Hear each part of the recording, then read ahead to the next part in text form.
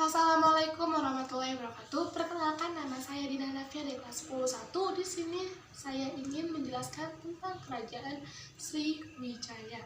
Kerajaan Sriwijaya adalah salah satu kemaharajan bahari atau maritim bercorak kuda yang pernah berdiri di Sumatera dan memberi banyak pengaruh di Nusantara. Daerah kekuasaannya membentang dari Kamboja, Thailand Selatan, Semenanjung Malaya, Sumatera, Jawa, dan pesisir Kalimantan. Dalam bahasa Sanskerta, Sri berarti bercahaya atau gemilang, dan Wijaya berarti kemenangan atau kejayaan. Makna nama Sriwijaya bermakna kemenangan yang gilang gemilang. Meskipun dikenal kuat secara ekonomi dan militer, nyaris tidak ada bukti yang menunjukkan letak persis kerajaan ini di Sumatera. Kerajaan Sriwijaya adalah kerajaan Buddha bercorak maritim yang mengontrol perdagangan di jalur utama Selat Malaka.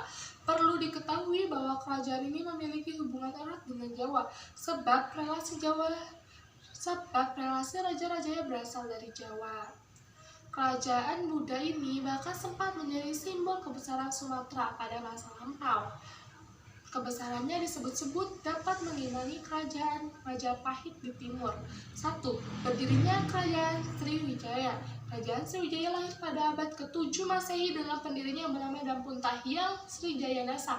Keterangan ini tertulis pada salah satu prasasti yang ditemukan di kota Kapur, Mendo Barat, Bangka. Namun, kisah pendirian kerajaan ini merupakan salah satu bagian yang sulit dipecahkan dengan peneliti.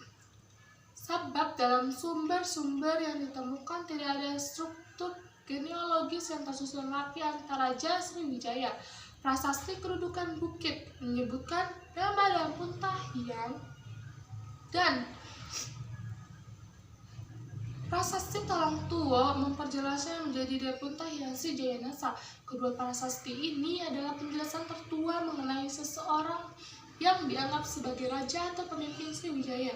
Dalam prasasti Kedudukan Bukit yang menceritakan bahwa Dampuntahyang mengadakan perjalanan dengan memimpin 20.000 tentara dari Minangkabau ke Palembang, Jambi, dan Bengkulu. Dalam perjalanan tersebut, ia berhasil menaklukkan daerah-daerah yang strategis untuk perdagangan sehingga kerajaan Sriwijaya menjadi makmur. Berdasarkan prasasti kota di Pulau Bangka, Sriwijaya diperkirakan berhasil menguasai Sumatera bagian selatan, Bangka dan Belitung, bahkan sampai ke Lampung. Bukti ini juga menyebutkan bahwa Srijayanasa bahkan mencoba untuk melancarkan ekspedisi militer menyerang Jawa yang dianggap tidak mau berbakti kepada Maharaja Sriwijaya. Peristiwa ini terjadi pada waktu yang kurang lebih bersamaan dengan runtuhnya Kerajaan Tarumanegara di Jawa Barat dan Kerajaan Holling atau Kalinga di Jawa Tengah, yang bisa saja terjadi karena serangan yang dilancarkan oleh Sriwijaya. 2. Letak Kerajaan Sriwijaya. Letak pasti kerajaan ini masih banyak diperdebatkan, namun pendapat yang cukup populer adalah yang dikemukakan oleh G. Cordus pada tahun 1918 bahwa pusat Sriwijaya ada di Palembang. Sampai dengan saat ini, Palembang masih dianggap sebagai pusat Sriwijaya. Beberapa ahli berkesimpulan bahwa Sriwijaya yang bercorak maritim memiliki kebiasaan untuk berpindah-pindah pusat kekuasaan. Sebab, para ahli yang menyimpulkan bahwa Sriwijaya berpusat di Kedah, kemudian Muara Takus, hingga menyebut kota Jambi. 3. Raja-raja Kerajaan Sriwijaya. Sebagaimana yang disampaikan sebelumnya bahwa struktur genealogis raja-raja Sriwijaya banyak terputus dan hanya didukung bukti-bukti yang dianggap kurang kuat. Berikut ini adalah nama-nama raja Kerajaan Sriwijaya yang sedikit banyak disepakati oleh para ahli setelah masa kekuasaan Dampuntahyang Srijayanasa. 1. Sri Indrawarman. 2. Raja Dharanindra. 3. Raja Simaratungga. 4. Rakai Pikatan. 5. Bala Putra Dewa.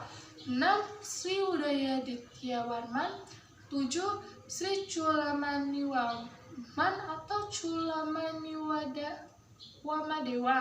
8. Sri Marawijaya Tunggawaman. 9. Sri Sanggamawijaya Tunggawaman. 4. Masa-masa kejayaan kerajaan Sriwijaya. Raja Bala Putra Dewa dianggap sebagai raja yang membawa Sriwijaya ke puncak kegemilangannya pada abad ke-8 atau ke-9, dan ke-9. Namun pada dasarnya kerajaan ini mengalami masa kekuasaan yang gemilang sampai di generasi Sri Marawijaya. Hal ini disebabkan raja-raja setelah Sri Marawijaya sudah disibukkan dengan peperangan melawan Jawa pada 922 Masehi dan 10.016 Masehi, dilanjutkan dengan melawan kerajaan Kola atau India pada tahun 1017 hingga 1025. Raja Sri Sanggamawijaya berhasil dilawan. Pada masa kekuasaan Balaputra Dewa sampai dengan Sri Marawijaya, kerajaan Sriwijaya menguasai Selat Malaka yang merupakan jalur utama perdagangan antara India dan Cina. Selain itu, seperti yang dilansir dari buku mengenai kerajaan Nusantara karya Denny Prasetyo, mereka berhasil memperluas kekuasaannya hingga Jawa Barat, Kalimantan Barat, Bangka, Belitung, Malaysia, Singapura, Thailand Selatan. Untuk menjaga keamanan itu, Sriwijaya membangun armada laut yang kuat sehingga kapal-kapal asing yang ingin berdagang di Sriwijaya mereka aman dari gangguan perompak. Hingga lambat laut, Sriwijaya berkembang menjadi negara maritim yang kuat. 5. Runtuhnya kerajaan Sriwijaya. Kebesaran kerajaan Sriwijaya mulai mengalami kemunduran sejak abad ke-11.